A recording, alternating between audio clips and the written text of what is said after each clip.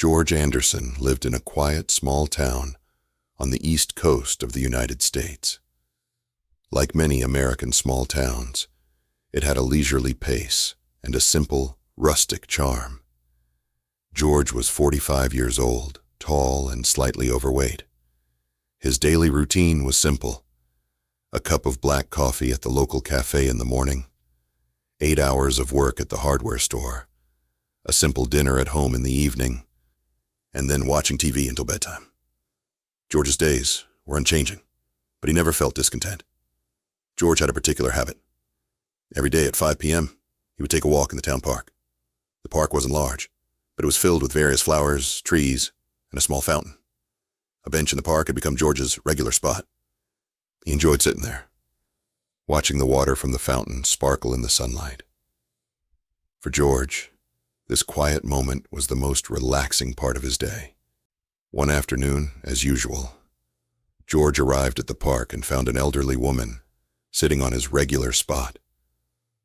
She wore round glasses and was deeply engrossed in a thick book. George hesitated for a moment, but decided to sit on the bench next to her. George quietly observed the woman. She seemed to be about 70 years old, with neatly combed silver hair and a beige sweater that gave her a sophisticated look. Her focused and serene expression as she read made it seem like nothing else existed around her. George was intrigued by the book she was reading. He had never seen anyone read with such concentration in the park. "What book are you reading?" George couldn't help but ask, his voice carrying a mix of curiosity and politeness. The woman looked up and gave a warm smile.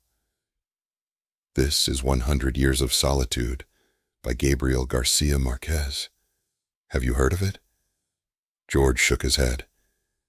His experience with books was almost non-existent, aside from product manuals at the hardware store. "I don't read much," he admitted honestly, "but it sounds interesting." "That's a shame," the woman said with a smile. "I'm Margaret. It's nice to meet you." "I'm George," he said, extending his hand. They shook hands. "Do you come here often to read?" "Yes," Margaret nodded. "It's quiet and beautiful here, a perfect place for reading. What about you? Are you a regular?" George was a bit surprised by Margaret's observation, but nodded. "Yeah, I like to come here to relax." As the conversation continued, George and Margaret talked about many things. Margaret shared that she used to be a university professor, teaching literature and history, and had moved to the small town after retiring. She lived alone, but books had always been her best friends and companions. George, in turn, talked briefly about his own life, which, though monotonous, he found satisfying. George was deeply impressed by Margaret's knowledge and experience. He had never met someone so learned and warm. Margaret, on the other hand, found George's simplicity and kindness endearing. Soon, a special friendship began to blossom between them. George became very interested in the books Margaret read, and she was happy to introduce him to her favorite works. As the sun began to set, George and Margaret said their goodbyes. George felt that today's walk in the park was particularly different. He was filled with a rare sense of excitement and anticipation. He decided to return to the park the next day, hoping to meet Margaret again and hear more of her interesting stories. Since that fateful encounter, George and Margaret met in the park almost every day. The bench became their regular meeting spot. Every day at 5 in the afternoon, George would arrive promptly, while Margaret would be there quietly, waiting with her books. At first, George was merely curious, listening to Margaret as she shared stories from the books she read and her insights. Margaret's voice was gentle, yet firm, as she talked about literature, history, philosophy, and even her travel experiences from her younger days. George had never heard such rich and intriguing content, and these conversations filled him with a sense of novelty and excitement. "George, you should try reading some of the books I recommend," Margaret said one day with a smile. "Reading will open up a whole new world for you." George hesitated. He wasn't very confident in his reading abilities, but Margaret's encouragement warmed his heart. "All right, I'll give it a try," he said. Margaret reached into her bag and handed George a copy of The Old Man and the Sea. "This is a classic by Hemingway," she said. "The language is simple, but the content is profound. I think you'll like it." George took the book, feeling both anticipation and apprehension. That night he opened The Old Man and the Sea at home and began his first serious reading experience. Initially, he read slowly, struggling with some words and sentences, but he persevered, constantly recalling Margaret's encouragement and her warm smile. The next day, George returned to the park with the book, and Margaret was already there waiting. He excitedly told her how many pages he had read and shared some interesting parts he had discovered. Margaret listened attentively, nodding and smiling. "You're doing great, George," Margaret said with admiration. "Keep reading, and you'll find even more interesting things." As time went on, George and Margaret's encounters in the park became more frequent. They not only talked about books, but also shared snippets of their daily lives. George began to realize that Margaret was not just a learned elderly woman. She had a wealth of life experiences and deep insights into life. One day, Margaret brought a copy of The Great Gatsby and handed it to George. "This book is about dreams and reality," she explained. George was intrigued by the theme and began reading earnestly. He found himself increasingly enjoying these quiet moments, feeling fulfilled and contented by the worlds within the pages. One day, George encountered a puzzling part in a book. He couldn't quite grasp the meaning of a particular passage, so he hurried to the park to ask Margaret. Margaret patiently explained, helping George understand the deeper meaning of the text. Gradually, George's interest in books grew stronger. He not only enjoyed reading, but also loved sharing his thoughts with Margaret. They spent countless afternoons on that park bench, discussing the stories in the books and sharing their reflections on life. Margaret felt a deep sense of satisfaction seeing George's transformation. She knew that reading was changing his life, making him more confident and cheerful. George also realized that Margaret was not just his reading mentor, but an important friend in his life. Under Margaret's suggestion, George started visiting the town library more frequently. The library was an old building with heavy wooden doors and tall windows, and the scent of paper and old books filled the air, giving George a strange sense of comfort. Each time George entered the library, he felt a wave of excitement and anticipation. He enjoyed wandering between the shelves, browsing through various books. One day, while borrowing a book, he met the librarian. The librarian, a middle-aged man with round glasses, always wore a friendly smile. "Hello, I'm George," he introduced himself politely. "I've recently developed a love for reading and would like to borrow some books." The librarian smiled back. "Hello, George. I'm Tom. It's nice to meet you. What kind of books do you like?" George hesitated a bit. "I'm not quite sure yet, but I've been reading some classic literature like The Old Man and the Sea and The Great Gatsby." Tom nodded, a hint of approval in his eyes. "Those are excellent choices. I have a few other recommendations you might enjoy." With that, Tom led George through several rows of shelves, picking out books he thought would suit George. George began borrowing more books, and his reading speed gradually increased. Every night he would sit under his bedside lamp, immersed in the world of books. Through reading, George encountered many new ideas and perspectives, finding that these books not only enriched his knowledge, but also gave him a new outlook on life. One day, George came across a book called The Catcher in the Rye at the library. Tom saw him pick it up and smiled. "That's a very special book. It's about a young man's exploration of the world and his search for self-identity. I think you'll like it." George nodded and borrowed the book. As he read it, he resonated with the protagonist Holden's confusion and struggles. Despite their age and background differences, George felt a strong connection to Holden's thoughts and explorations of life. George started to realize that reading was not just about acquiring knowledge, but was also a journey of the soul. Through the stories in the books, he began to reevaluate his own life, thinking about his dreams and goals. Margaret's suggestions and Tom's recommendations continually exposed him to new books and ideas, subtly transforming his life. One day, George came across a book titled 1,984 Inches in the Library. Tom noticed his interest and explained, "This is a dystopian novel depicting the horrors of a totalitarian society. I think this book will make you think a lot." George nodded and borrowed the book.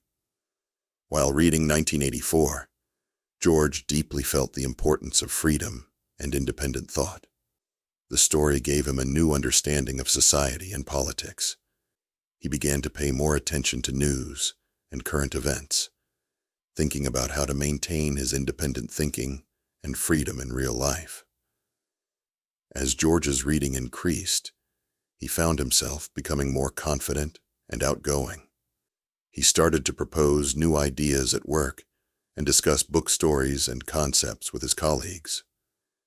His co-workers were surprised by his transformation and asked about his reading experiences. George was happy to share his insights and feelings.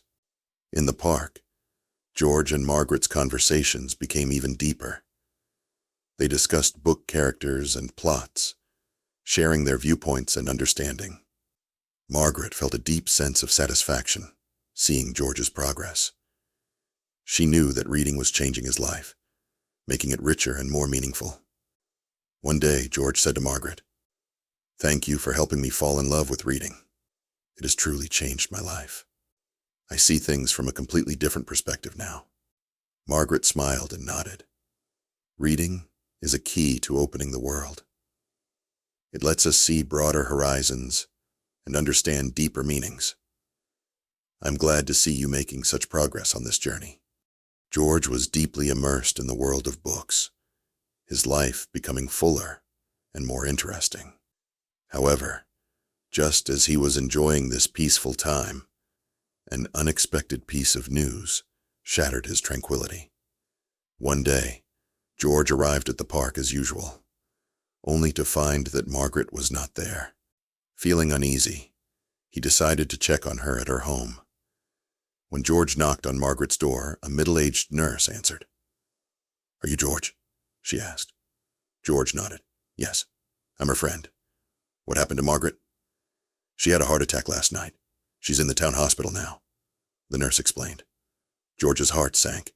He rushed to the hospital, feeling nervous and anxious as he walked through the white corridors, the smell of disinfectant filling the air.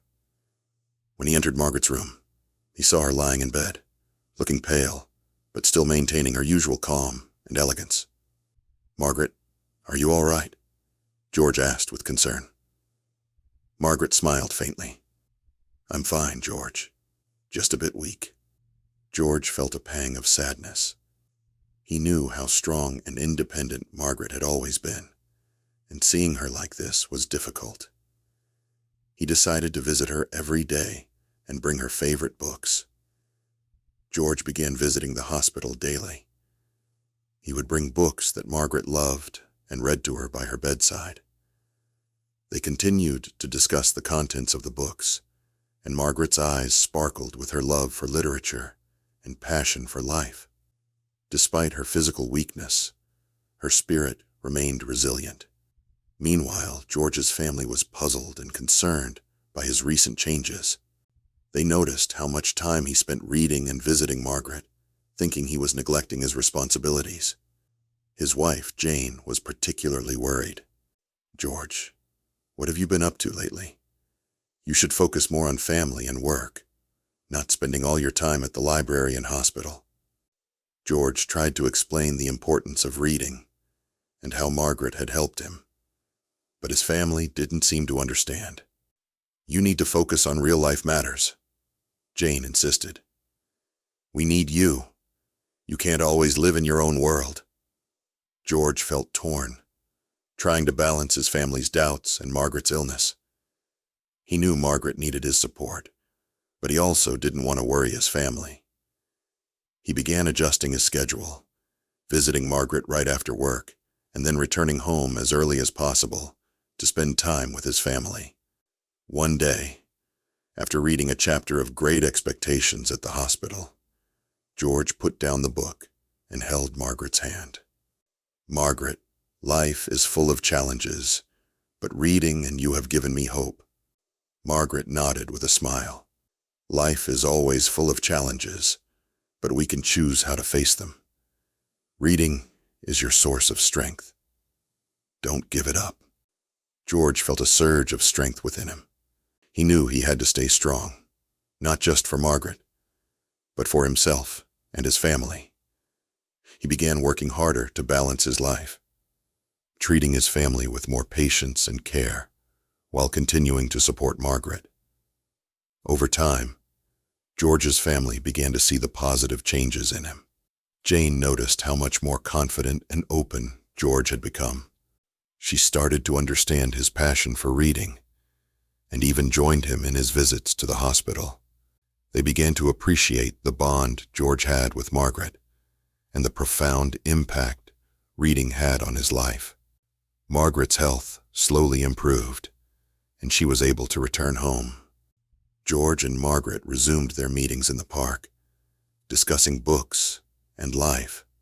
Despite the challenges they faced, their friendship grew stronger, and the magic of reading continued to provide them with hope and strength. George knew that no matter what challenges lay ahead, he could find strength in books and friendship, and he was determined to keep moving forward on this path. As Margaret's health gradually improved, she and George resumed their meetings in the park. The spring park was alive with blooming flowers and trees, and the fountain still sparkled enchantingly in the sunlight.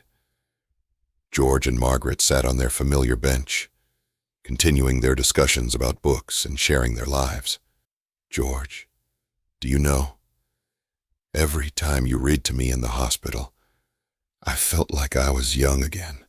Books filled me with hope and strength," Margaret said with a warm smile.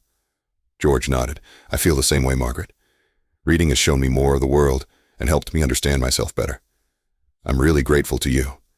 George's family, having witnessed the positive changes in him due to reading, began to understand and support his interest. Jane, in particular, felt relieved seeing George become more confident and cheerful, no longer shutting himself off as he had before. She even joined George in his reading endeavors, and the couple often discussed the plots and ideas from the books they read. One day, Margaret said to George, "George, I have something to discuss with you. I'm getting older, and I don't have space for all the books I brought when I moved. I hope you can take these books and continue to read and share them." George was surprised and touched. "Margaret, that's wonderful. I will treasure these books and share them with more people." Margaret smiled and nodded. "That's what I hope for, George. Books are a precious treasure, and I want them to continue to have an impact through you." George moved Margaret's books into his home, filling his small study with a wide range of classic literature. From that day forward, George decided not only to read these books himself, but also to share the joy and power of reading with others. George started a book club at the community center, inviting neighbors to read and discuss books together. At first, only a few people joined, but over time, more and more people were drawn in. George's enthusiasm and knowledge inspired everyone, and the book club gradually grew. In the book club, George not only shared the stories from the books, but also talked about his friendship with Margaret and how reading had helped him grow and find new insights. He encouraged everyone to participate actively, sharing their own views and feelings. The book club became a lively and enjoyable gathering where people not only learned, but also built strong friendships. One time, George shared Jane Eyre at the book club, discussing the protagonist Jane Eyre's strength and independence, sparking a heated discussion. Members of the book club shared their own experiences of facing challenges and how the story inspired them. George felt immense satisfaction and joy. He saw that reading not only enriched his own life, but also brought positive changes to the community. People found a new way to connect through books, understanding and supporting each other, and building deep friendships. Margaret was deeply pleased when she learned about the success of the book club. She knew that George had not only found his purpose in life, but also spread the power of reading to others. This was what she had hoped for and pursued all her life. On a warm summer afternoon, Margaret invited George to her home. She took a beautiful book from her shelf and handed it to George. "This is my favorite book. As a token of our friendship, I hope you will keep it well." George took the book, tears of gratitude in his eyes. "Thank you, Margaret. This book means a lot to me. I will cherish it." Margaret smiled and nodded. "Keep reading, George, and continue to seek knowledge. Books are the most precious gifts of our lives." From that day on, George became even more committed to his belief. He not only became an avid reader, but also promoted reading within the community, helping more people discover the joy and power of reading. He knew that no matter how many challenges lay ahead, he could always find strength in books and friendship. In the park, George and Margaret continued their reading journey. The fountain still sparkled in the sunlight, and the flowers and trees remained vibrant with life. Their friendship and love for reading, like the beautiful park, were always filled with hope and strength.